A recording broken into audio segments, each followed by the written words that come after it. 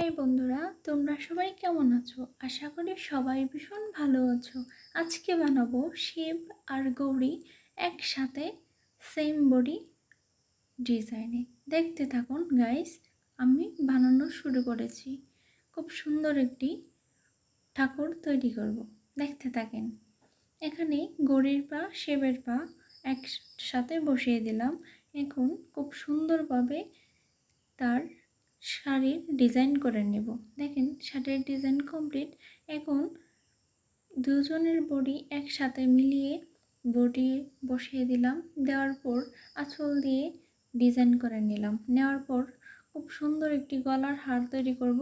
দেখতে থাকেন, আমি গলার হার তৈরি করে নিলাম। কমপ্লিট আমার গলার হার।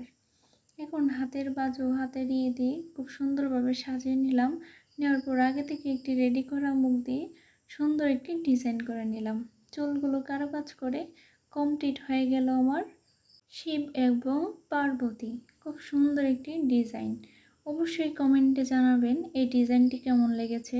আর এতক্ষণ ভিডিও দেখার জন্য আপনাকে অনেক অনেক থ্যাংক ইউ।